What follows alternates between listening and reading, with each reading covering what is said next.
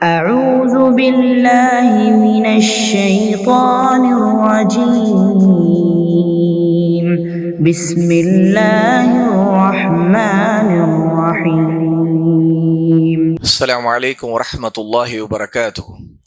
الحمد لله رب العالمين وصلى الله على نبينا محمد وعلى آله وصحبه أجمعين. نحمده ونصلي على رسوله الكريم أما بعد. أعوذ بالله من الشيطان الرجيم بسم الله الرحمن الرحيم. إذا زلزلت الأرض زلزالها وأخرجت الأرض أثقالها وقال الإنسان ما لها يومئذ تحدث أخبارها بأن ربك أوحى لها يومئذ يصدر الناس أشتاتا ليروا أعمالهم فمن يعمل مثقال ذرة خيرا يره ومن يعمل مثقال ذرة شرا يره. அளவற்ற அருளாளன் நிகரற்ற அன்புடையோன் அல்லாஹ்வுடைய பெயரை சொல்லி நான் ஆரம்பம் செய்கிறேன். அணுவளவு நன்மையாக இருந்தாலும் அணுவளவு தீமையாக இருந்தாலும் நாளை மறுமையிலே நாம் கண்டுகொள்வோம். அந்த மறுமைக்காக இந்த உலகத்தில் நாம் பார்க்க வேண்டிய நன்மைக்காக வாழ்கிற வாழ்க்கை தான் இந்த உலக வாழ்க்கை. நாம் இந்த உலகத்தில் எதை வேண்டுமானாலும் பார்த்து கொண்டு வாழலாம், ஆனால் அது நன்மையானது தானா? இந்த நன்மையைத்தான் நாளைக்கு மறுமையில் நாம் பார்ப்போமா, அல்லது இது தீமையா? இந்த தீமையை இங்கே பார்த்தால் அதனுடைய விளைவு, அதனுடைய முடிவு நாளை மறுமையிலும் இந்த தீமையை நாம் பார்க்க வேண்டியது வரும் என்கிற உணர்வோடு, புரிதலோடு, நன்மையை பற்றி ஆர்வத்தோடு அதை பார்க்க வேண்டும்ங்கிறக்காக நாம் செய்த நன்மைகள் அது எவ்வளவு அற்பமாக, ரொம்ப சின்னதாக, மக்கள் எல்லாம் அது ஒரு பொருட்டாவே நினைக்க மாட்டாங்கிற மாதிரி இருந்தாலும் சரி, ஆனால் அல்லாஹ்விடம் நாளை நான் இந்த செயலுக்கான கூலியை நான் அடைய வேண்டும், இந்த நன்மையை நான் அல்லாஹ்வின் மூலமாக அவன் எனக்கு கூலி கொடுக்கும் போது பார்க்க வேண்டும் என்கிற நம்பிக்கையோடு, என்ற ஆசையோடு, ஆர்வத்தோடு வாழ்வதுதான் இந்த உலக வாழ்க்கை. அதே நேரத்தில் இன்னொரு பக்கம் அச்சம் இருக்க வேண்டும். நாம் இந்த உலகத்துல ஏதேனும் ஒரு தீமையை செய்தா அந்த தீமையை, அதனுடைய விளைவை, அதனுடைய பாதிப்பை, அதனால் வரக்கூடிய பிரச்சனைகளை நாளை மறுமையில் நாம் பார்க்க வேண்டியது வரும். ஆகவே இந்த உலகத்தில் அந்த தீமையின் பாதிப்பு, பிரச்சனை நாம் பார்க்காவிட்டால் கூட, ஆனால் உண்மையிலேயே விசாரணை நேரத்தில் அல்லாஹ்விடம் அந்த தீமையும் நம்முடைய கண்ணுக்கு முன்பு கொண்டு வந்து நிறுத்தப்படும். அப்பொழுது அந்த தீமைக்கு நாம் பதில் சொல்ல வேண்டும் என்கிற பயமும் அந்த அச்சமும் நமக்கு தேவை. அல்லாஹ் சுப்ஹானஹு வ தஆலா இந்த அச்சத்தை, அதே நேரத்தில் நன்மைக்கான ஆர்வத்தை எந்த விஷயத்துல வைத்திருக்கிறான்னு கேட்டா, மறுமையின் மீதான நம்பிக்கையில. நம்முடைய ஈமானுடைய அடிப்படை தூண்கள்ல 6 தூண்கள்ல ஒரு தூண் மிக முக்கியமானது அல் ஆஹிரா, அல் ஈமானு பில் ஆஹிரா. இறுதி நாளை, மறுமை நாளை கொண்டு நாம் நம்பிக்கை கொள்வது, எந்த சந்தேகம் இல்லாம நிச்சயமா அது உண்மை. அல்லாஹு தஆலா மரணத்தை நமக்கு ஏற்படுத்துகிறான். அந்த மரணத்திலிருந்து நமக்கான மறுமை ஆரம்பித்து விடுகிறது. அதற்கு பிறகு ஒவ்வொரு கட்டத்திலும் அந்த மறுமையின் பயணத்தை நம்ம கடந்து கொண்டே இருக்கிறோம், போயிட்டே இருக்கிறோம். கடைசியில் அது முடிகிறது. நமக்கு சொர்க்கமாக இருக்க வேண்டும், நரகமாக ஆகிவிடக் கூடாது அப்படிங்கிற ஒரு நம்பிக்கையோடு இந்த உலக வாழ்க்கையை வாழ்றதுக்கு பேரு தான் மறுமையின் மீதான நம்பிக்கை. நம்முடைய நம்பிக்கைங்கிறது ஏதோ கற்பனையில யாராவது ஒருத்தர் கவர்ச்சியா ஒரு விஷயத்தை கேட்டா ஆச்சரியமா இருக்கிற மாதிரி ஏதாவது ஒரு கற்பனைய சொன்னதுனால நாம் நம்பிக்கை கொள்ற விஷயங்கள் அல்ல. அல்லாஹு சுப்ஹானஹு வ தஆலா சொல்லி இருக்கிறான், வமன் அஸ்தகு மினல்லாஹி ஹதீஸா. அல்லாஹ்வை விட உண்மையை பேசக்கூடியவன் யார்? செய்திகளிலே அல்லாஹ்வை விட உண்மையான செய்தி சொல்பவன் யார்? அல்லாஹ் நம்மை பார்த்து கேட்கிறான். அப்போ அல்லாஹ் சுப்ஹானஹு வ தஆலா அந்த மறுமையை பற்றி நமக்கு சொல்லி இருக்கிறான். மறுமையின் நிலைமைகளை சொல்லி இருக்கிறான். நடக்கப்போடுகிற ஒவ்வொரு சம்பவங்களை சொல்லி இருக்கிறான். அங்க இருக்கின்ற மனிதர்களுடைய நிலவரம் எப்படி இருக்கும்னு சொல்லி இருக்கிறான். அந்த மனிதர்கள்ல ஒருவராக நாம் இருக்கலாமோ? அல்லாஹ் தஆலா நல்லோர்களை பற்றி சொல்லும் பொழுது நமக்கு ஆர்வம் வர வேண்டும், ஆசை வரணும். அந்த நல்லோர்கள ஒருத்தரை நாம இருக்கணும். அல்லாஹ் பாவிகளை பற்றி, அவர்கள் கொடுக்கப்படுற தண்டனைகளை பற்றி சொல்லும் பொழுது அந்த பாவிகள்ல அந்த தண்டனைக்குரியவர்களை நாம் ஆகிவிடக் கூடாதுங்கிற பயம் வர வேண்டும். ஆகவே இந்த அச்சமும் இன்னொரு பக்கம் ஆசையும், அதாவது நரகத்தை பற்றி அச்சம், சொர்க்கத்தின் மீது ஆசை, இந்த ரெண்டையும் நம்முடைய உள்ளத்துல சரிசமமா வச்சுக்கிட்டு ஒரு பறவை தன்னுடைய ரெக்கைகளை விரிச்சு பறக்கும் போது எப்படி அதுக்கு ஒரு சமநிலை இருக்குதோ அது போன்ற இந்த நம்பிக்கையோடு நாம் நம்முடைய மறுமையை நோக்கிய வாழ்க்கையை வாழ்வதுதான் இந்த உலக வாழ்க்கையை நாம் சரி செய்யறதுக்கான வழி. எந்த மனிதனா இருந்தாலும் சரி, அவனுடைய எந்த பிரச்சனையாக இருந்தாலும் சரி, அது எல்லாத்துக்கும் தீர்வு, அதற்கான ஒரு சரியான வழி, அந்த பிரச்சனைகளை சரி செய்வதற்கான சரியான முடிவை அடைவது எது தெரியுமா? இந்த மறுமையின் மீதான நம்பிக்கை தான். ஆகவேதான் அல்லாஹ் சுப்ஹானஹு வ தஆலா வஆகிபத்து லில் முத்தகீன் என்று சொல்றான். அல்லாஹ்வை நம்பிக்கை கொண்டு அவனுக்கு பயந்து நடக்கக்கூடிய, அவன் கட்டளையிட்டதை செய்யக்கூடிய, அவன் தடை செய்து விட்டு விலகிவிடக்கூடிய முத்தகீன்கள், தக்வா உள்ளவர்கள், அவர்களுக்குத்தான் ஆகிபா, முடிவு, நல்ல முடிவு. அவன் நல்ல முடிவு தான் நமக்கு தேவையானது. அது கடைசியில சொர்க்கத்துல போய் முடியணும். ஆக மௌத்தானதுல இருந்து அது ஆரம்பிக்குதுங்கிறது மறுமை ஆரம்பிப்பது தான் அது. ஆனா அந்த மறுமை ஆரம்பிப்பதற்கு முன்னாடி ஒரு வாழ்க்கை இருக்கே நமக்கு இந்த உலகத்துல, துன்யாவுல. இந்த வாழ்க்கை நன்மையை நோக்கி அதற்கான காலம் நேரத்தை வீணாக்காம அதற்கான முயற்சியில தொடர்ந்து நம்மை அல்லாஹ்வின் மீதான நேசத்தோடும் அதே நேரத்தில் அவனுடைய தண்டனை பற்றி பயத்தோடும் அவனை சொர்க்கத்துல பார்க்க வேண்டும்ங்கிற ஆசையோடும் நம்முடைய வாழ்க்கையை வாழ்றதுக்கு பேரு தான் இந்த உலக வாழ்க்கை. அல்லாஹ் நம்மை படைத்து இதற்கு தான். ஆகவே அல்லாஹ் அவனையே வணங்குவதற்காக நம்ம படைச்சிருக்கிறான்னா அந்த வணக்கத்துல மிகப்பெரிய ஒரு வணக்கம் என்ன தெரியுமா? நம்முடைய நம்பிக்கையில மறுமையின் மீதான நம்பிக்கையை வலுவா, ஆழமா, ரொம்ப உறுதியா ஊன்றிக் கொள்றது. இந்த நம்பிக்கை உறுதியா இருந்துச்சுன்னா இந்த உலகத்துடைய எந்த ஒரு பிரச்சனையும் நம்ம உழுக்க முடியாது. எந்த பிரச்சனையும் நமக்கு எந்த இடையூறு செய்ய முடியாது. எதுவா இருந்தாலும் அதை கடந்து போக நமக்கு தெரியும். ஏன்னு கேட்டா நாம இந்த உலகத்துல வாழ்வதே இந்த உலகத்தை கடப்பதற்கு தான் வாழ்ந்துகிட்டு இருக்கோம். ஆக எந்த பிரச்சனை வந்தாலும் அதை தாண்டிட்டு போக முடியும். ஏன்னா நம்முடைய நோக்கம் எங்க? மறுமை, சொர்க்கம். நாம் அதை உறுதியா நம்பணும். அதுதான் நம்முடைய அக்கீதா, நம்முடைய ஈமானை பற்றிய அறிவை நாம் வளர்த்துக்கணும். அல் ஈமான்னா என்ன?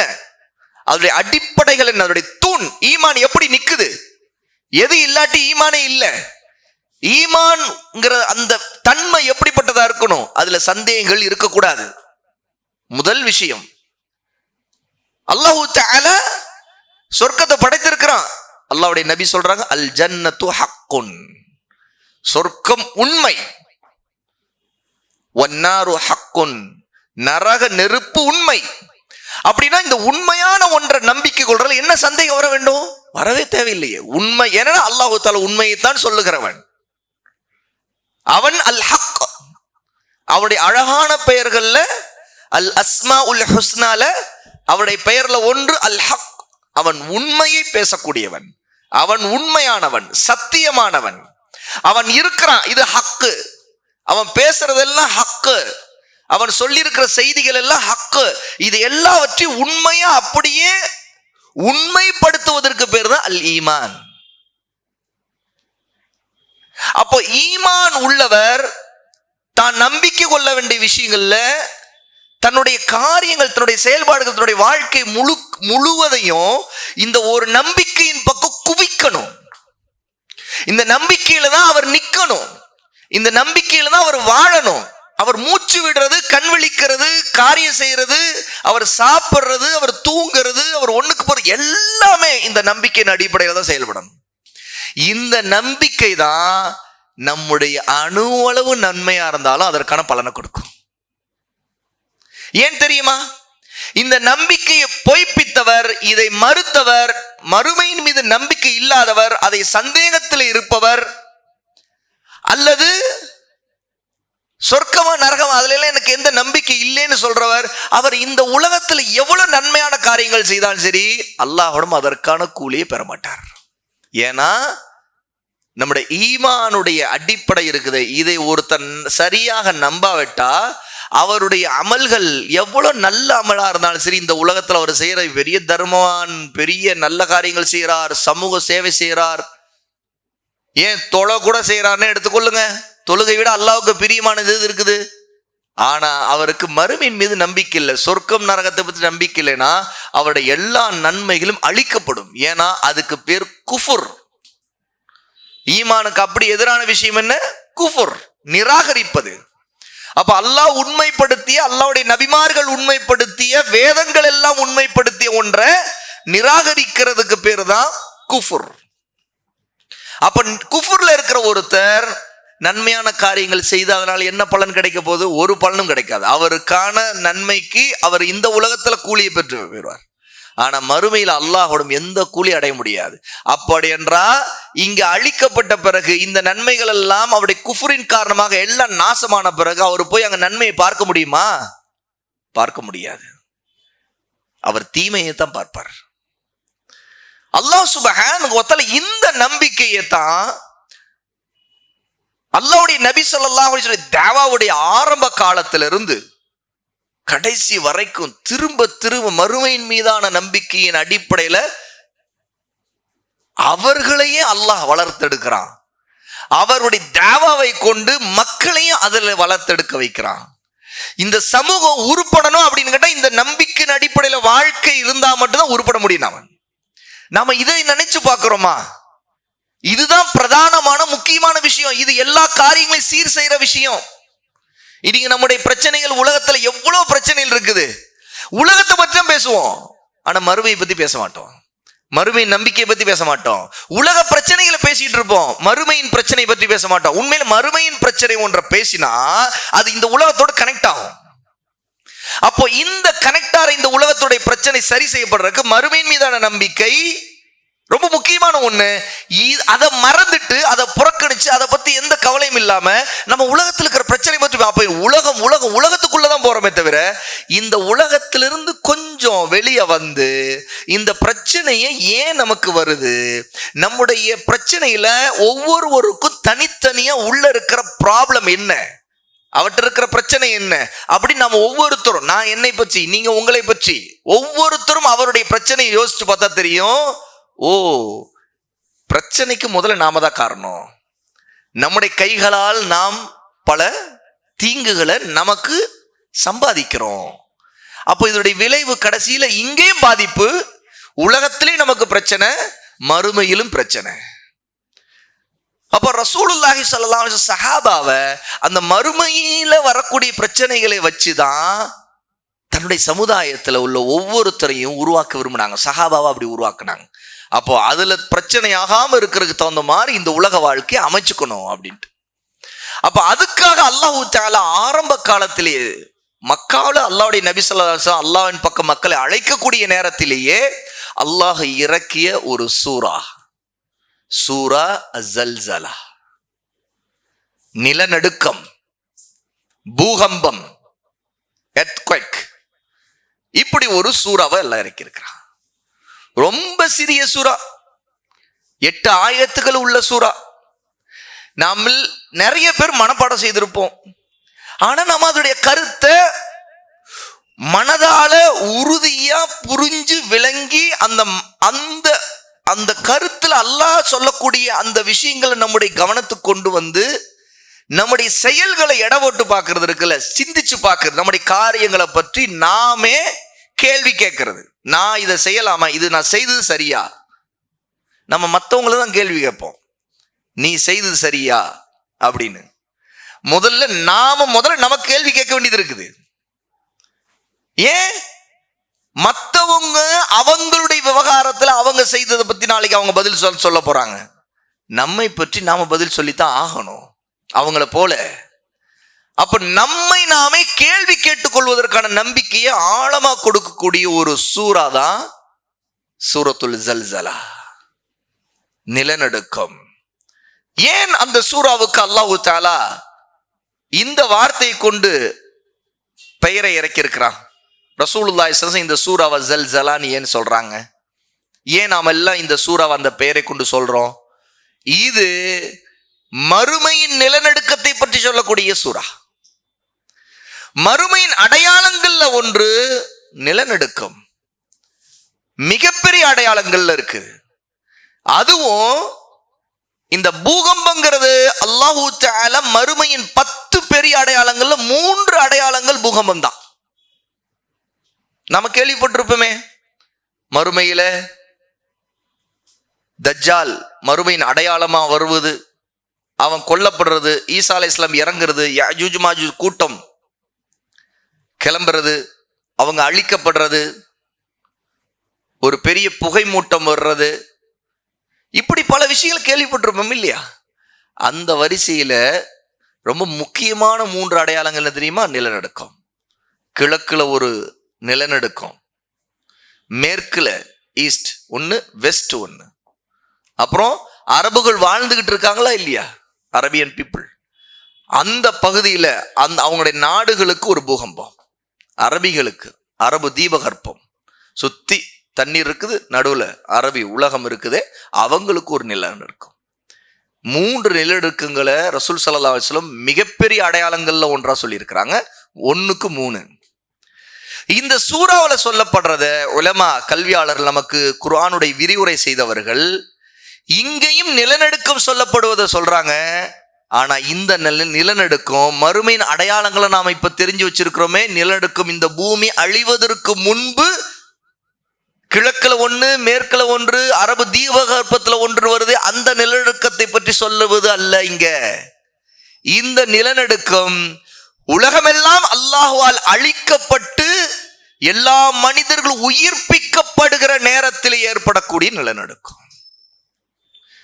அல்லாஹு தஆலா சொல்லுகிறான், அஊது பில்லாஹி மினஷ் ஷைத்தானிர் ரஜீம், விரட்டப்பட்ட ஷைத்தானுடைய தீங்கை விட்டு அல்லாஹ்விடம் பாதுகாவல் தேடுகிறேன். பிஸ்மில்லாஹிர் ரஹ்மானிர் ரஹீம், அளவற்ற அருளாளன் நிகரற்ற அன்புடையவன் அல்லாஹ்வின் பெயரை கொண்டு ஆரம்பம் செய்கிறேன். இதா ஸுல்ஸிலத்தில் அர்து ஸில்ஸாலஹா, பூமி நிலநடுக்கத்தை கொண்டு குலுக்கப்படும் போது, உழுக்கப்படும் போது, பூமி உழுக்கப்படும். நாம சாதாரணமா இந்த உலகத்துல வாழும் போது ஏதோ ஒரு நிலநடுக்கம் வந்துச்சுன்னா ஒரு அதிர்ச்சியை நம்ம பார்க்கிறோம். உடனே அந்த நிலநடுக்கத்துல என்ன ஆனது, உடனே பில்டிங்ல இருக்கிறவங்கள உடனே தெருவுக்கு ஓடி வருகிறாங்க.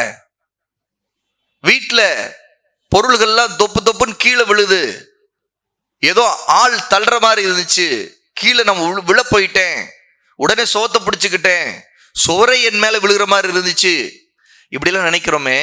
சுப்ஹானல்லாஹ், நினைச்சு பாருங்க, நாம இந்த உலகத்துல இப்ப பார்த்துக்கிட்டு இருக்கிற நிலநடுக்கம் போல அல்லது.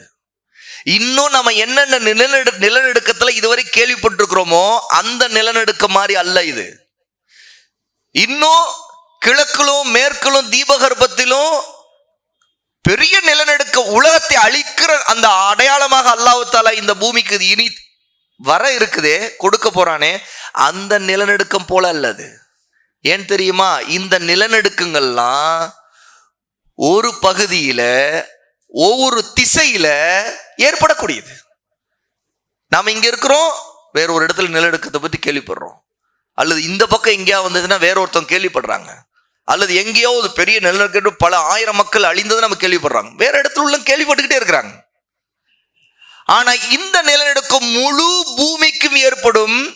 இதனுடைய விளைவு எப்படி இருக்குன்னு கேட்டா, இந்த நிலநடுக்கம் ஏற்பட்ட பிறகு நிலைமை எப்படி மாறிவிடும் கேட்டா, இந்த பூமி அடியில என்னென்ன இருக்குதோ அது எல்லாம் பூமிக்கு மேல வந்துடும். நாம அறிஞ்சிருக்கிற நிலநடுக்கம் பூமிக்கு மேல இருக்கிறது, அது கீழே போகுது, அது எல்லாம் இடியுது, எல்லாம் அழியுது. பூமிக்கு அடியில் இருக்கிறதெல்லாம் மேல வருவதில்லை. ஆனால் அல்லாஹ் சொல்லக்கூடிய இந்த மறுமையில மனிதர்கள் உயிர் கொடுத்து எழுப்பப்படுகிற அந்த நேரத்தில் ஏற்படக்கூடிய நிலநடுக்கம், அந்த ஜல்சலா, அந்த உழுக்கப்படும் போது அல்லாஹ் தஆலா ஒரு பூமியை ஏற்படுத்துகிறான். அந்த பூமி இதே பூமி மாற்றப்பட்ட பூமியாக இருக்கு. என்ற எல்லாம் அழிக்கப்பட்ட பிறகு அல்லாஹ் தஆலா ஒரு காலம் வரைக்கும் விட்டு வைத்திருப்பான். அடுத்து ஒரு சூர் ஊதப்பட்டு மனிதர்கள் உயிர்ப்பிக்கப்படுகிற நேரம் வரும்போது மனிதர்கள்ல எங்க இருக்கிறாங்க? அப்ப நாம் எல்லாம் எங்கே இருப்போம்? பூமிக்கு அடியில இருப்போம். ஆனா நம்மை மட்டுமா? அல்ல. இந்த பூமியில எங்க இருக்கக்கூடியவரும் எத்தனை பேர் இந்த பூமியில வாழ்ந்திருந்தாங்களோ அத்தனை பேரும் ஆதம் அலைஹிஸ்ஸலாத்து வஸ்ஸலாம்ல இருந்து இந்த பூமி அழிக்கப்படும் போது கடைசியா ஒருத்தர் இறந்திருப்பார் இல்லையா? கடைசியா பிறந்தவர் இறந்திருப்பாரா இல்லையா? எல்லா மனிதர்களும் எல்லாரும் வெளியே கொண்டு வரப்படணும். அப்படின்னா அந்த நிலநடுக்கம் எப்படி இருக்கும்? அந்த நிலநடுக்கத்தை பற்றி அல்லாஹ் தஆலா சொல்லுகிறான் அப்படின்னு விளக்குறாங்க. அப்போ இதா ஸுல்ஸிலத்தில் அர்து ஸில்ஸாலஹா, பூமி அது நிலநடுக்கத்தை கொண்டு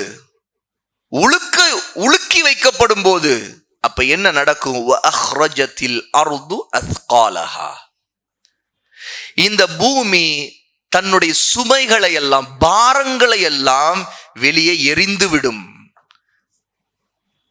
பூமிக்கு அடியில் இருக்கிற பாரங்கள்னா யாரு தெரியுமா? நாம தான், மனிதர்கள் தான்.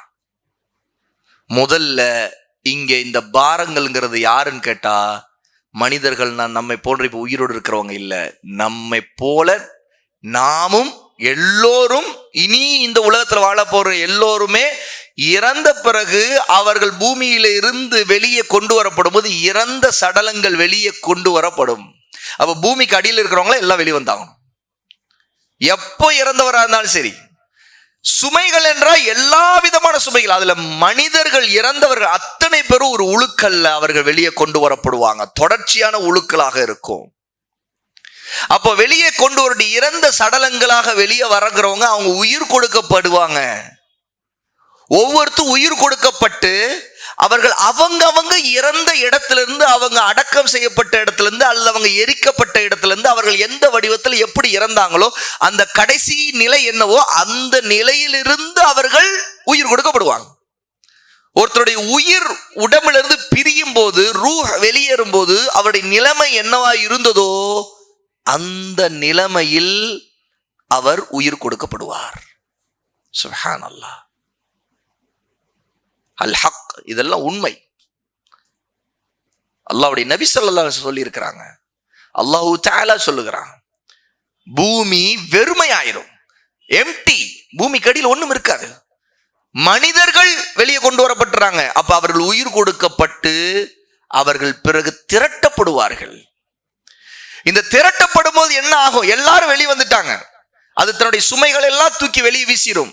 ரசூல் ஸல்லல்லாஹு அலைஹி வஸல்லம் இந்த சுமைகளை பற்றி சொல்லும் பொழுது எந்த அளவுக்கு சொன்னாங்கன்னு கேட்டா, மனிதர்கள் மட்டுமல்ல, இன்னும் பூமிக்கு அடி இருக்கக்கூடிய மிக முக்கியமான செல்வங்கள் எல்லாம் வெளிவந்துடும். தங்கம், வெள்ளி, கட்டிகள், பாலங்கள் எல்லாம் வெளியே தூக்கி வீசப்பட்டுரும். இந்த நிலையில தான் மனிதன் உயிர் கொடுக்கப்பட்டு அவன் ஒரு புதிய பூமியில விசாரணை நேரம் தொடங்குவதற்கு முன்னாடி அவன் திரிய ஆரம்பிப்பான். பதற்றத்தில் இருப்பான், பயத்தில் இருப்பான், என்ன நடக்குமோ என்கிற ஒரு அச்சத்தில் இருப்பான். அல்லாஹ்வுடைய ரசூல் ஸல்லல்லாஹு அலைஹி வஸல்லம் இதை பத்தி சொல்றாங்க. துல்கில் அர்து அஃலத கபீதிஹா அம்சாலல் உஸ்துவான். ரசூலுல்லாஹ் சொல்றாங்க, இந்த பூமி தன்னுடைய செல்வத்தின் குலைகளை, துண்டுகளை எல்லாவற்றையும் வெளியே எரிந்து விடும். எந்த அளவுக்கு? அது என்னென்ன வெளியும்? மின ذهبி வல் ஃபித்தா, தங்கத்தையும் வெள்ளியையும் வெளியே வீசிவிடும். அதெல்லாம் கட்டிகளா, பாலங்களா வீசிவிடும். அது மட்டும் இல்ல, மனிதர்களும் வீசப்படுறாங்க, மனிதர்கள் உயிர் கொடுக்கப்படுறாங்களே. அப்ப என்ன நடக்கும்? ஃபயஜீஉல் காதிலு ஃபயகூலு ஃபீ ஹாதா கதல்து. அப்போ கொல்லப்பட்டவர், ஒரு கொலைகாரர், அவரும் வெளியே வந்திருப்பார், பாவம் செய்தவர். அவர் என்ன நிலையில இருப்பார் தெரியுமா? நான் இந்த கொலையை நான் பண்ணேனே, நான் இப்படி ஒரு காரியத்தை பண்ணேனே அப்படின்னு வருவார். ஒரு கொலைகாரன். ரசூலுல்லாஹ் உதாரணம் சஹீஹ் முஸ்லிம்ல வரக்கூடிய அபூ ஹுரைரா ரலியல்லாஹு அன்ஹு அறிவிக்கக்கூடிய ஹதீஸ் இது. கவனமா கேளுங்க. வயஜீஉல் காத்திஉ ஃபயகூலு ஃபி ஹாதா கதஅது ரஹிமி. சொந்த பந்தங்களுடைய ரத்த பந்தத்தை எல்லாம் துண்டிச்சிட்டு சேர்ந்து வாழாம வெறுப்பிலும் ஆத்திரத்திலும் மனக்கசப்பிலும் உறவு முறையை சரியா வச்சுக்காம வெறுப்பு வாழ்ந்துகிட்டு அப்படியே ஒருத்தர் செத்து போனான் பாருங்க. சொந்த பந்தத்தோடு சேர்ந்து வாழல, ரத்த பந்தத்தை துண்டிச்சிட்டான், பேசுறது இல்ல, இப்படிலாம் இருந்தான் பாருங்க. ரஹமை துண்டிச்சிட்டான். ரஹம்ன்றா இந்த இடத்துல சொந்த பந்தங்கள், ரத்த உறவு, இதை துடிச்சிட்டான்ல. இவனுடைய நிலை என்ன தெரியுமா? அவன் சொல்லுவான், நான் என்னுடைய ரத்த பந்தத்தை துண்டிச்சிட்டேனே அப்படின்னு சொல்லிட்டு அலைவான். திருடன் அவனும் வருவான். அவனுடைய நிலைமை என்ன இருக்குமா?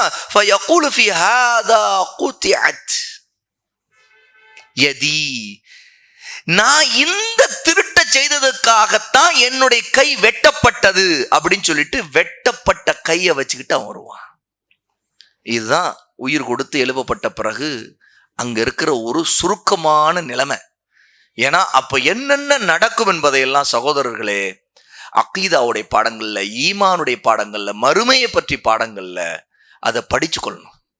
மறுமை நிலைமைகள் என்னென்ன, எப்படிலாம் இருக்கும் மனிதர்களுடைய நிலைமை. அப்ப இந்த ஹதீஸ்ல ரசூல் ஸல்லல்லாஹு அலைஹி வஸல்லம் 3 பேருடைய நிலைமை சொல்றாங்க. ஒருவன் கொலைகாரன், இன்னொருத்தன் ரத்த பந்தத்தை துண்டிச்சவன், மூன்றாவது ஒருத்தன் திருடன். இந்த 3 பேருடைய நிலைமையை ரசூல் ஸல்லல்லாஹு அலைஹி வஸல்லம் சொல்றாங்க. அந்த பாவங்களை செய்ததை நினைச்சு நான் இப்படி செய்துட்டேன் அதனால என் கையை வெட்டிட்டாங்க அப்படின்னு ஒருத்தர் திருடன் சொல்றான். இன்னொருத்தன் என்னுடைய ரத்த பந்தத்தை நான் துண்டிச்சிட்டு வாழ்ந்தேனே அப்படிங்கிறான். இன்னொருத்தன் நான் இந்த கொலையை பண்ணேனே அப்படின்னு கொலைகாரன் சொல்றான்.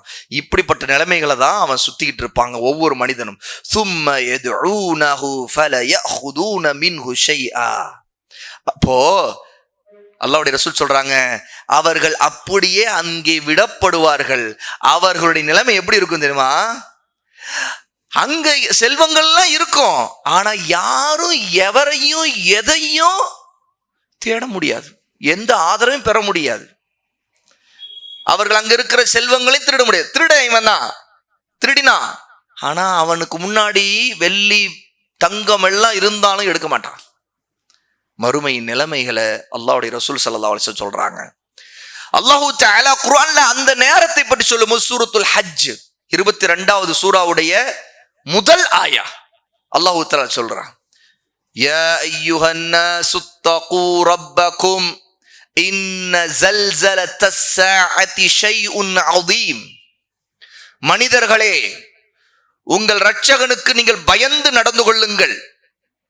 அவன் தடுத்ததை விட்டு விலகிக் கொள்ளுங்கள். அவன் கட்டளையிட்டதை மட்டும் செய்யுங்கள். உங்கள் இரட்சகனுக்கு நீங்கள் இப்படி பயப்படுங்கள். இன்ன ஸல்ஸலத்தஸ் ஸாஅத்தி ஷைஉன் அதீம். மறுமையின் அந்த நேரத்தில் ஏற்படக்கூடிய நடுக்கம், இந்த ஆயத்துல நிலநடுக்கத்தை அல்லாஹ் சொல்றான். எந்த நிலநடுக்கத்தை அல்லாஹு தஆலா இதா ஸுல்ஸிலத்தில் அர்து ஸில்ஸாலஹான்னு சொல்றானோ அதே நிலநடுக்கம் தான் இன்ன ஸல்ஸலத்தஸ் ஸாஅத்தி ஷைஉன் அதீம். அந்த மறுமை நிலநடுக்கம் எப்படிப்பட்டதா இருக்கும் என்றால் அது மகத்தானதாக, மிகப்பெரியதாக, அந்த மிக பயங்கரமானதாக இருக்கும். மிக பயங்கரமாக இருக்கும். அப்ப பயங்கரமான அந்த நிலநடுக்கம் எப்படிப்பட்ட நிலைமை ஏற்படுத்தும் அல்லாஹு தஆலா இன்னொரு இடத்துல சூராவுல சொல்ற, நாம எல்லாம் அறிந்த சூரா, வஇதல் அர்து முத்தத். பூமி விரிக்கப்படும் பொழுது, இது என்ன?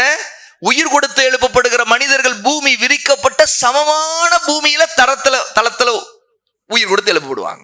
இப்ப இருக்கிற பூமி மாதிரி இல்ல.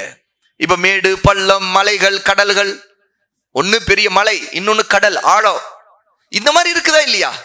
போகும்போது மேல போறோம் கீழே இறங்குறோம், இப்படிலாம் இருக்குதா இல்லையா? அந்த பூமி இந்த பூமி இருக்காது. அப்ப அந்த பூமி முத்தத், அது அப்படி சமமாக விரிக்கப்பட்டதாக இருக்கும். அந்த பூமியில அல்கத் மா ஃபீஹா வ தஹல்லத், அந்த பூமி தன்னிடம் இருக்கக்கூடிய எல்லாவற்றையும் வெளியே வீசிவிடும். வ தஹல்லத், எல்லாவற்றையும் வெளியே வீசிவிடும். அதைத்தான் அல்லாஹு தஆலா இதா ஸுல்ஸிலத்தில் அர்து ஸில்ஸாலஹா வ அக்ரஜத்தில் அர்து அஸ்காலஹா, எதை வீசும்? அஸ்கால், பாரம். பூமிக்கு பாரம் யாரு? நாம தான். பூமியுடைய சுமையா இருக்கிறவங்க நாம தான். அப்ப இறந்தவர் எல்லாரும் வீசப்பட்டு எல்லாரும் உயிர் கொடுக்கப்பட்டு எழுப்பப்படும் பொழுது பூமியின் செல்வங்களும் பூமிக்கு மேல இருக்கும் பொழுது அதையெல்லாம் மனிதர்கள் பார்த்தாலும் ஏதாவது ஒன்றை மனிதன் எடுத்துக்கொள்வானா? அவன் என்ன சொல்லுவான் தெரியுமா? வகாலல் இன்சானு மா லஹா, மனிதன் சொல்லுவான், கேட்பான், என்ன ஆகிவிட்டது இந்த பூமிக்கு?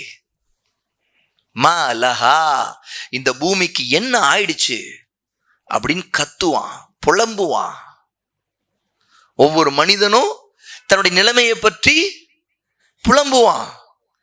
இனி அவனால் ஒன்றும் செய்ய முடியாது. அல்லாஹ் நம்ம எல்லோரையும் அந்த திடுக்கத்திலிருந்து பாதுகாக்கணும். மனிதர்கள் அவருடைய நிலைமை மிக மோசமாக இருக்கும். எல்லாரும் திரட்டப்படுகிற நேரம் நிர்வாணமாக திரட்டப்படுவார்கள்.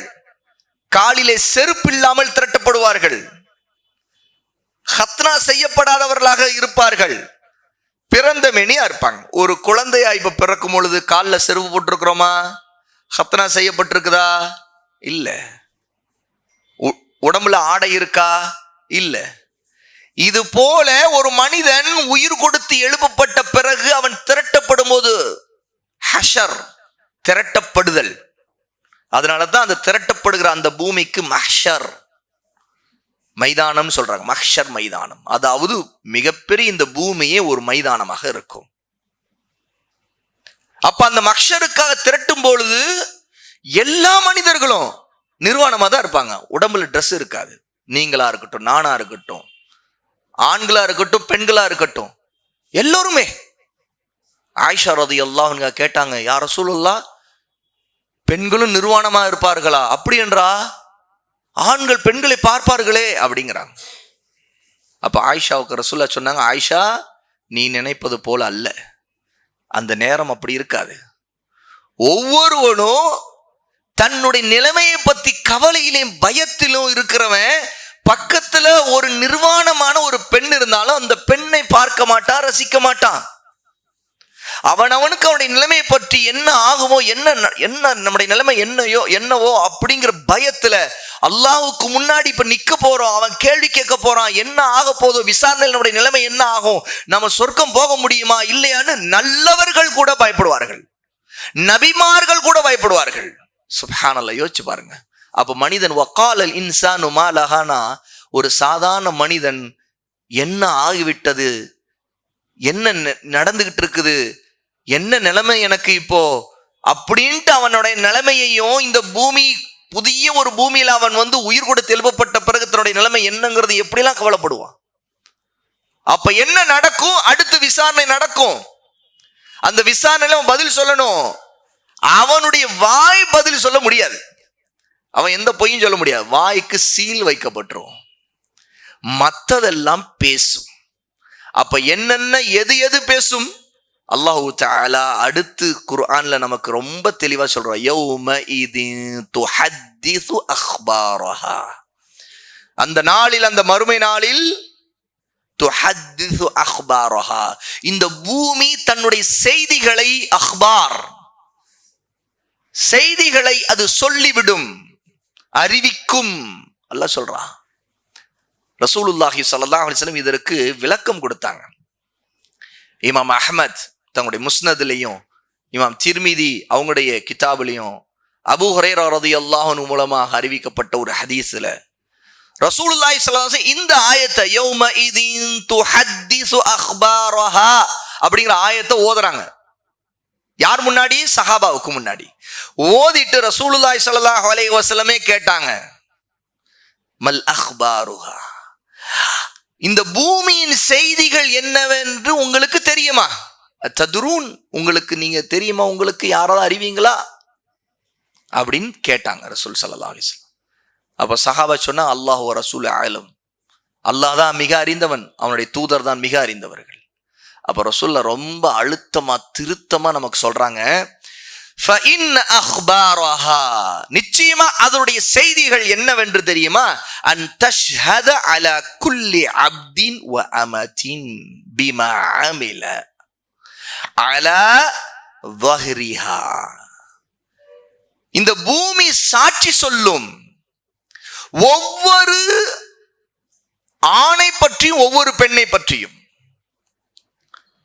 குல்லி அப்தின் வ அமதின், ஒவ்வொரு ஆணை பற்றியும் ஒவ்வொரு பெண்ணை பற்றியும் சாட்சி சொல்லும். என்ன சாட்சி சொல்லும்? எதுக்கு சாட்சி சொல்லும்? பிமா அமில அலா வஹ்ரிஹா, தன் மீது இந்த ஆண் அல்லது இந்த பெண் என்ன செய்தார்கள், என்னென்ன காரியங்களை செய்தார்கள் என்பதையெல்லாம் இந்த பூமி சொல்லும். ரசூலுல்லாஹ் இது எப்படி சொல்றாங்க? பூமி தன் முதுகின் மீது மனிதன் ஒவ்வொரு ஆணும் பெண்ணும் செய்ததை எல்லாம் பிமா அமில, என்னவெல்லாம் செய்தான். பிமா அமிலனா என்னவெல்லாம் செய்தானோ, என்னவெல்லாம் செய்தாலோ, ஒவ்வொரு ஆணை பற்றியும் ஒவ்வொரு பெண்ணை பற்றியும் யாரும் அந்த தப்ப முடியாது. நானா இருக்கட்டும், நீங்களா இருக்கட்டும், உங்க தாய் தந்தை ஏன் தாய் தந்தை, உங்க தாத்தா பாட்டி ஏன் தாத்தா பாட்டி, உங்க ஆசிரியர் ஏன் யாரா இருக்கட்டும், உங்க பக்கத்து வீட்டுக்காரர், நான், நீங்கள், தொழுகிறவர் தொழாதவர், முஸ்லிம் காஃபிர் முனாஃபிக், யாரா இருந்தாலும் சரி, எல்லாருடைய விஷயத்திலும் இந்த பூமி சாட்சி சொல்லுமா. எதுக்கு? என்னென்ன அது ரசூலுல்லாஹ் அடுத்து எப்படி சொல்றாங்க கவனிங்க. அன் தகூல அமில கதா வ கதா, எப்படி என்றால் அது சொல்லும் இந்த நேரத்தில் இதை இவன் இங்கே செய்தான், யௌம கதா வ கதா, இந்த நாளில் இந்த நேரத்தில் இந்த இடத்தில் இவன் அல்லது இவள் இதை செய்தால். சுப்ஹானல்லாஹ், எப்படி தப்பிக்க முடியும்? இப்ப நாம எந்த உலகத்துல வாழ்ந்துகிட்டு இருக்கோம்? எந்த பிளானட், எந்த கிரகத்துல வாழ்ந்துகிட்டு இருக்கோம்? பூமி. பூமி விட்டு எங்கேயும் வாழ முடியாது, பூமியில தான் வாழ்ந்தாகணும். இங்கதான் படைக்கப்பட்டிருக்கிறோம், இங்கதான் மரணிப்போம், இதுல இருந்து தான் உயிர் கொடுத்து எழுப்பப்படுவோம். அப்ப ஒரு மனிதன் எங்கேயாவது ஒரு விஷயத்துல, எங்கேயாவது ஒரு மலைக்கு போனேன், நான் வந்து அங்க ஒளிஞ்சுக்கிட்டேன், அங்க நான் இதை செய்து இங்க இதை செய்துன்னு சொல்லிட்டு ஒன்னு செய்துட்டு அல்லாஹ்வோட மறைக்க முடியுமா?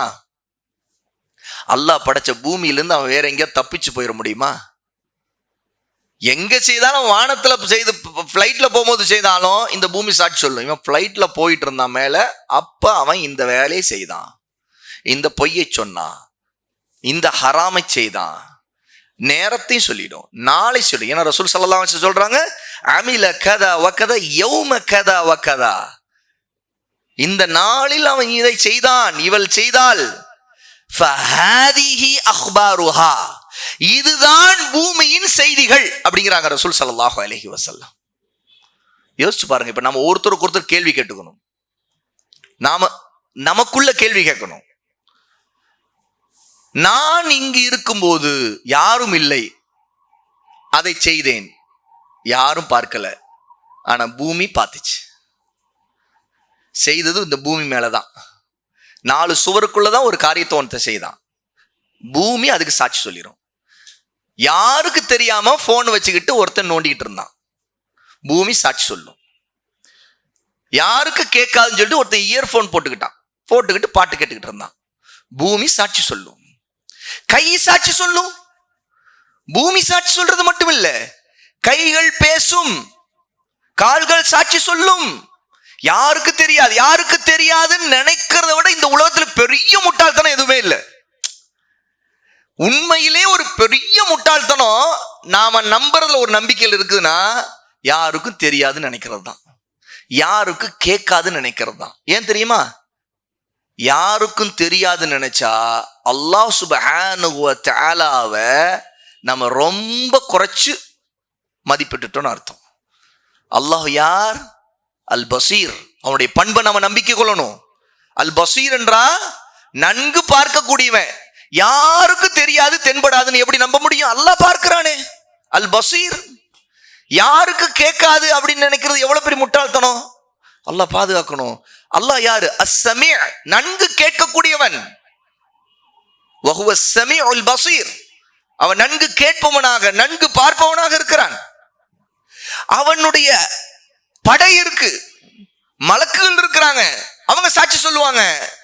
வலப்பக்கம் ஒரு மலக்கு இருக்கிறார், இடப்பக்கம் ஒரு மலக்கு இருக்கிறார். இது யத்தலக்கல் முத்தலக்கியானி அனில் யமீனி வ அனிஷ் ஷிமாலி கஈத். வலப்புறமும் இடப்புறமும் உட்கார்ந்து இருக்கின்ற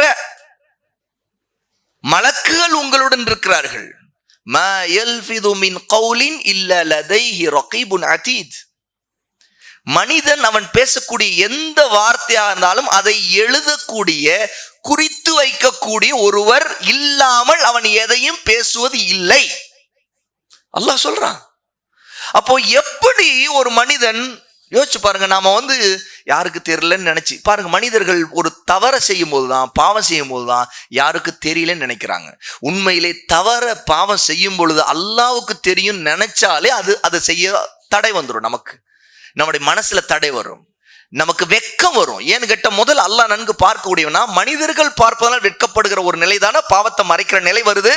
அப்ப அல்லாஹ் பார்க்கிறாங்கிறதுனால வெட்கப்படுற நிலை இருந்தா, அதனால அந்த ஈமான் நமக்கு இல்லாதனால, அல்ல ஈமான்ல பலவீனம் இருக்கனால நாம இந்த வெட்க உணர்வு ஈமானுடைய ஒரு கிளை, இது ஈமானுடைய ஒரு அம்சம், ஈமானுடைய ஒரு தன்மை அப்படிங்கிற நம்முடைய இல்ம், நம்முடைய அகீதாவுடைய அறிவு இல்லாதனால நாம யாரும் பார்க்கலன்னு ஒரு காரியத்தை, ஒரு மானக்கேடான காரியத்தை மனிதர்கள் செய்யறாங்க.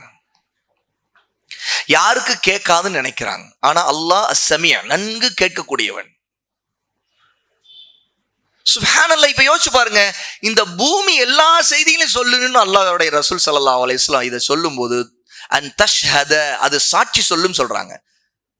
இங்க ரெண்டு வார்த்தை கவனிக்கணும். ஒன்னு குர்ஆன்ல அல்லாஹ் சொல்லக்கூடிய வார்த்தை யௌம இதின் துஹத்திஸு. துஹத்திஸ்னா பேசுறது, பூமி பேசும். ஹதீஸ் என்ற பேச்சு. அந்த நாளில் பூமி பேசிடும், அறிவிக்கும். அறிவிக்கும். இது ஒரு பக்கம். ரசூல் ஸல்லல்லாஹு அலைஹி வஸல்லம் இதற்கு விளக்கம் சொல்லுவாங்க, அன் தஷ்ஹத, சாட்சி சொல்லுங்கறாங்க. அப்போ சாதாரணமா இருக்காது அது. அந்த அறிவிப்பு பூமி சொல்றது ஏனோ தானோன்னு இருக்காது. இந்த பூமி ஆதாரப்பூர்வமா சொல்லும். யௌம கதா வக்கதா, துல்லியமா சொல்லும். இது எப்படி இந்த பூமியினால முடியுது? இந்த பூமிக்கு எப்படி இந்த அறிவு வந்துச்சு? அல்லாஹு தஆலா அடுத்த ஆயத்தில் அதுக்கு பதிலளிக்கிறான். பி அன்ன ரப்பக அவ்ஹாலஹா, நிச்சயமாக உங்களுடைய இறைவன் நபியே என பி அன்ன ரப்பக, அல்லாஹு தஆலா இங்க நபி ஸல்லல்லாஹு அலைஹி வஸல்லம் நம்முடைய ரசூலை நோக்கி சொல்றான். பி அன்ன ரப்பக, நிச்சயமா உங்களின் இரட்சகன் நபியே உங்களுடைய இறைவன். அவ்ஹாலஹா, அவனுடைய கட்டளைப்படி அது சொல்லும். அவன் அதற்கு வஹி அறிவித்து விட்டான். அப்போ பூமிக்கு அல்லாஹ் வஹி அறிவித்து அதை பேச வைப்பான், சாட்சி சொல்ல வைப்பான்.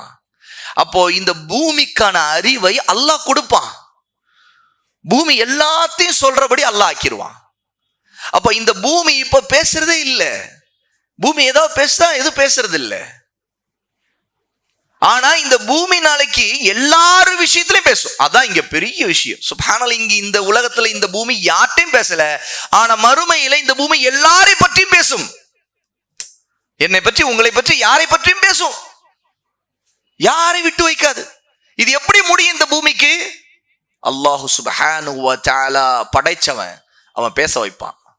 பி அன்ன ரப்பக அவ்ஹாலஹா, நபியே உங்களுடைய இறைவன் அதற்கு அறிவிப்பான், அதற்கு கட்டளையிடுவான், வஹியை அறிவிப்பான், அது பேச சொல்லுவான். அப்போ அது சாட்சி சொல்லும், பேசிடும், எல்லாத்தையும் சொல்லிடும். அப்படிப்பட்ட நிலை இந்த பூமிக்கு வந்துவிடும். தாபிஈல ஒருத்தவங்க முஜாஹித் ரஹிமஹுல்லாஹ், இப்னு அப்பாஸ் ரலியல்லாஹு மாணவர், அவங்க சொல்றாங்க பி அன்ன ரப்பக அவ்ஹாலஹா என்று சொன்னால், அவ்ஹாலஹா, அல்லாஹ் அதற்கு கட்டளையிடுவான், அந்த கட்டளையின் அடிப்படையில் அதை பேச வைப்பான் அப்படிங்கிறாங்க இமாம் முஜாஹித். இன்னும் வேறு விளக்கங்கள்ல கல்வியாளர்கள் சொல்றாங்க, அல்லாஹ்வுடைய கட்டளை அடிப்படையில் அது ஒவ்வொரு விஷயத்தையும் தனித்தனியாக குறிப்பிட்டு விடும், பேசிவிடும் அப்படிங்கிறாங்க. அப்ப அல்லாஹ் சுப்ஹானஹு வ தஆலா இதை சொல்லிட்டு தான் சொல்றான், யௌம இதி யஸ்துருன் நாசு அஷ்தாதா லியுரவ் அஅமாலஹும். அந்த நாளில் மனிதர்கள் ஒவ்வொரு கூட்டங்களாக பிரிக்கப்பட்டு கிளம்பி வருவார்கள். அவங்க அடக்கத்தலத்திலிருந்து, அவங்க பூமியிலிருந்து வெளியே வீசப்பட்ட பிறகு, அவங்களுடைய சமாதிகள்ல இருந்து பிணங்களாக எரியப்பட்ட பிறகு, பிணம் ஒவ்வொரு பிணமும் அது உயிர் கொடுக்கப்பட்டு எழுப்பி வைக்கப்பட்ட பிறகு அது திரளும் போது, ஒவ்வொருத்தனும் நாமெல்லாம் திரளும் போது, அப்போ திரள்கிற மக்களுடைய நிலை என்ன ஆகும் தெரியுமா? இது மட்டுமே தனியா நம்ம படிக்க வேண்டிய ஒரு பாடம் சகோதரர்களே. இந்த பகுதி மட்டும் தனியா விரிவா படிக்க வேண்டிய பாடம். ஏன்னு கேட்டா, இது மறுமையின் நிலைமைகளில் மனிதர்களுடைய நிலை, அவர்களின் கூட்டங்களை பற்றி, நிலைமையை பற்றி அறிவு. இது அஷ்தாத் அப்படின்னு சொன்னா கூட்டம் கூட்டமா பல பிரிவினர்களா, என்னென்ன கொள்கையில் உள்ளவங்க அவங்கவுங்க ஒரு கூட்டம். முதல்ல முஸ்லிம்கள், காஃபியர்கள், 2 கூட்டம். இந்த முஸ்லிம்களே காஃபியர்களே நிறைய கூட்டங்கள் இருக்கிறாங்க இல்லையா? முஸ்லிம்களே எடுத்துக்கொண்டா 72 கூட்டம் இருக்கும். 73 கூட்டம் இந்த உம்மத்துக்கு. அதுக்கு முன்னாடி கிறிஸ்தவர்கள் 72 கூட்டம். ஒரு கூட்டம் தான் சொர்க்கம் போகும், அதாவது இஸ்லாமை ஏற்றுக்கொண்டு ஈசா அலை இஸ்லாமை சரியா ஈமான் கொண்டவங்க, அவங்க ஒரு கூட்டம். அதுக்கு முன்னாடி யூதர்கள், அவங்க 71 கூட்டங்களா பிரிஞ்சிருப்பாங்க. 70 நரகத்துக்கு போகும், ஒரு கூட்டம் தான் சொர்க்கம் போகும். அதாவது உண்மையா மூசா அலை இஸ்லாத்து வஸ்லாம உண்மையா சரியா ஈமான் கொண்டு தௌராத்தை பின்பற்றியவங்க. அது மட்டும் இல்லாம ஒவ்வொரு கூட்டத்திற்கும் எத்தனையோ வகையில ஒரு இனத்தோடு சேரும் சொல்லுவாங்கல்ல. இந்த உலகத்துல என்ன கொள்கையால, என்ன அக்கீதாவால, என்னென்ன கட்சிகளாக, கூட்டங்களாக இன்னைக்கு மனிதர்கள் பிரிஞ்சிருக்காங்க, அவங்க எல்லாம் ஒவ்வொரு கூட்டமாயிரும். இன்னைக்கு எப்படி?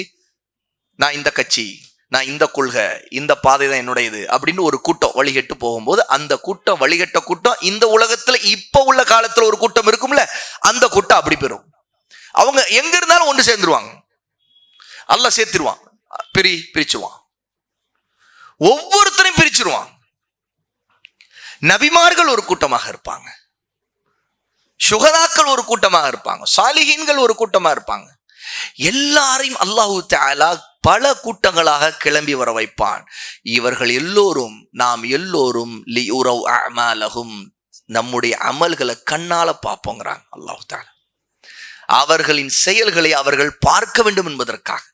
இந்த உலகத்துல அணுவளவு நன்மை செய்த, அணுவளவுனா இப்ப நம்ம அணுனா என்ன விளங்கி இருக்குமோ இந்த அணு இல்லை. இன்னைக்கு இந்த கண்ணோட்டத்துல நம்ம அணுன்னு சொன்னா என்ன, கண்ணுக்கே தெரியாத ஒரு பொருளை இன்னைக்கு அணுன்னு சொல்றோம். ஏன்னா ஆட்டம் அப்படின்னு சொன்னா அப்படித்தானே உலமாக்கள் என்ன இந்த இடத்துல விளக்குனாங்க, அணுங்கிறது இப்படி இல்லை. ஏன்னா அல்லாஹ்வுடைய ரசூல் ஸல்லல்லாஹு அலைஹி வஸல்லம் காலத்துல இந்த மாதிரி ஒரு அணுன்னு ஒன்றை அவங்க நம்பவும் இல்லை, அவங்களுக்கு தெரியவும் தெரியாது இல்லையா இந்த ஆயத்து இறக்கப்பட்டதுல. அப்போ இதோட கருத்தை உலமாக்கள் விளக்குனாங்க, அணு என்றா அரிதிலும் அரிதாக இருக்கக்கூடிய, பார்ப்பதற்கு அற்பமாக இருக்கக்கூடிய, மிக சிறியதாக இருக்கக்கூடிய ஒன்று. இன்னைக்கு அதை நம்ம அணுன்னு சொல்லிடுறோம். ஆனா அந்த காலத்துல பொதுவா எறும்பையே கூட ரொம்ப சிறியதா இருக்குது இல்லையா எறும்பு, அந்த எறும்பு மிகச்சிறியதா இருக்குது, அதை நினைச்சு பார்ப்பாங்களா? ஆஹா, இந்த இடத்துல அல்லாஹு தஆலா மிக அரிதாக சிறியதாக இருக்கின்ற ஒருத்தருடைய அமலை கூட, அந்த அமல் எப்படிப்பட்ட அமல்? மிஸ்கால தர்ரா என்றால் ரொம்ப சிறியது. அப்படிப்பட்ட செயலா இருந்தால் அந்த செயலை அல்லாஹு தஆலா நமக்கு காட்டி விடுவான். ஃபமை யஅமல் மிஸ்கால தர்ரத்தின் கைரன் யரா. யார் ஒருத்தர் மிகச்சிறிய ஒரு நன்மையை செய்திருந்தாரோ அதையும் அவர் கண்டுவிடுவார். நாளைக்கு அல்லாஹ் தஆலா நம்முடைய செயல்கள் எழுதப்பட்ட புத்தகத்துல காட்டிடுவான். அது நம்முடைய பிடரியிலிருந்து வெளிப்படுத்தப்படும். ஒவ்வொன்றும் அதுல இருக்கும், எதுவுமே விடப்பட்டிருக்காது. நம்ம செய்த நன்மைகளும் இருக்கும், தீமைகளும் இருக்கும். ஆகவேதான் வமை யஅமல் மிஸ்கால தர்ரத்தின் ஷர்ரன் யரா. ஒருத்தர் அணு அளவு, அதாவது மிகச்சிறிய அளவு தீமை செய்தது அதையும் அவர் கண்டுகொள்வார். அப்போ இக்ரா கிதாபக், அல்லாஹ் சொல்லுவான், உன்னுடைய புத்தகத்தை நீ படி, நீயே பார். ஒவ்வொருத்தரிடம் அல்லாஹ் தஆலா நம்முடைய புத்தகத்தை விரித்து காட்டி அதுல எல்லாமே இருக்கிறத பார்ப்போமா? அப்போ மனிதன் என்ன சொல்லுவானா, என்ன புத்தகம் இது, இதுல என்னுடைய செயல்கள் எதையும் விடப்பல்ல, மிகச் சிறியதையும் விடலையே அப்படின்னு சொல்லுவானா. இப்ப அந்த செயலை நம்ம பார்ப்போம் பாத்தீங்களா, அதுதான் அந்த செயல்கள் தான் மீசான், தராசுல அல்லாஹு தஆலா எடை போடுவான். அப்ப ஒவ்வொன்றையும் மனிதன் ஆதாரத்தோடு அல்லாஹு தஆலா நீ செய்ததுங்கிறத நிரூபிச்சுதான் அங்க தீர்ப்பளிப்பான். ஒவ்வொரு மனிதன் தனித்தனியே விசாரிக்கப்படுவார்கள். சுப்ஹானல்லாஹ். அப்ப நம்ம நன்மைய அற்பமா நினைக்கிறது இருக்கட்டும், தீமைய அற்பமா நினைக்கிறது இருக்குல்ல, அது ரொம்ப அபாயமானது. ஒருத்தன் நன்மைய சிறியது தானே அப்படின்னு சொல்லி செய்யாம விட்டுட்டு போனா அவனுக்கு ஒரு பெரிய பிரச்சனை இல்லைன்னு நம்ம நினைக்கிறோம்.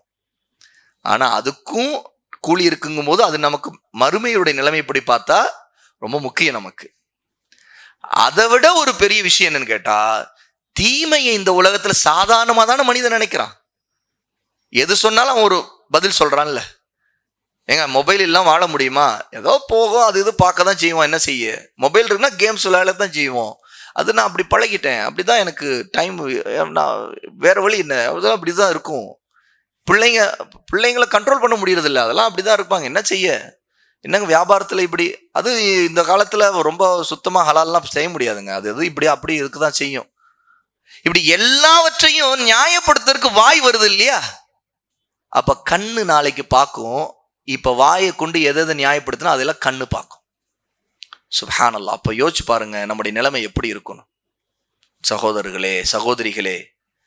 ஆகவே நாம நம்முடைய நன்மைகள் தீமைகள் ரெண்டையுமே இப்ப நம்ம கண்ணால தான் பார்க்கிறோம். ஏன்னா நமக்கு தெரியுது நம்ம என்ன செய்யறோங்கிறது, நமக்கு தெரியுது, நம்முடைய அறிவுக்கு தெரியுது. அது நல்லதுனாலும் தெரியுது, கெட்டதுனாலும் தெரியுது. ஓ இது கெட்டதுங்கிறது தெரியுது. இல்லாவிட்டா ஷரியத்து நமக்கு சொல்லி கொடுத்துருக்கு, இது கெட்டது, இது நல்லது, இது செய்யக்கூடாது, இது செய்யலாம் அப்படின்னு மார்க்க அறிவை வளர்த்து கொண்டு அதை சரி செய்யணும். அப்போ இதை எல்லாவற்றையும் நம்ம உள்வாங்க நம்முடைய வாழ்க்கை அதுல தான் வளருது. இப்ப இது எல்லாமே அப்படியே விடப்பட்டுரும், நம்ம இப்படியே இருந்துட்டு இப்படி மௌத்தா போயிட்டு நமக்கு அதுக்கு பிறகு ஒரு பிரச்சனையும் இல்லைன்னு நினைச்சா அதுதான் மிகப்பெரிய முட்டாள்தனம். ஆகவே நாம் நம்முடைய நன்மை தீமைகளை பற்றி ஆராயணும், அதற்கான மார்க்க அறிவை வளர்த்துக்கணும், சட்டங்களை தெரிஞ்சுக்கணும், அதிலோடு நீதியோடு குர்ஆன் சுன்னா ஆதாரத்தோடு நல்ல கல்வி உள்ள அறிஞர்களிடம் கேட்டு தெரிந்து விளக்கம் பெற்று ஒவ்வொரு தீமையை பற்றி நாம் அதை விட்டு விலகணுங்கிற எண்ணத்தோடு ஹுதைஃபா ரலியல்லாஹு அன்ஹு என்ன செய்வாங்க, சஹாபாக்கள் மற்றவங்களாம் நன்மையை பற்றி கேட்பாங்க ரசூலுல்லாஹ்ட்ட. ஹுதைஃபா சொல்றாங்க, நான் எப்பயும் தீமை பற்றி தான் கேட்பேன். எது தீமைன்னு தெரிஞ்சுக்கணும், ஏன்னா நான் அதை விட்டு என்னை பாதுகாத்து கொள்ள வேண்டும். இந்த தன்மை நமக்கு தேவை. அப்போதுதான் நாம் நன்மையில் குறைவாக இருந்தாலும் தீமையிலிருந்து தப்பிப்பதன் மூலமா அல்லாஹ் தஆலா நம்முடைய நன்மைகள்ல அவனுடைய கருணை கொண்டு நாம் சொர்க்கம் போவதற்கு ஒரு காரணமா இருக்கும். அல்லாஹ் தஆலா நம் அனைவரையும் அப்படிப்பட்ட நல்லோர்கள் ஆக்குவானாக, என்னுடைய பாவங்களை மன்னிப்பானாக, நமக்கு நல்ல மார்க்க அறிவை வளர்ப்பானாக. ரசூலுல்லாஹி ஸல்லல்லாஹு அலைஹி வஸல்லம் சுன்னாவின்படி நடக்கக்கூடிய நல்ல கல்வியை தேடிக்கொள்ளக்கூடிய சலஃபுடைய அறிவை பெற்றுக்கொள்ளக்கூடிய மக்களாக அல்லாஹ் நம் அனைவரையும் ஆக்குவானாக. வ ஆகிர் தஅவானா அனில் ஹம்துலில்லாஹி ரப்பில் ஆலமீன்.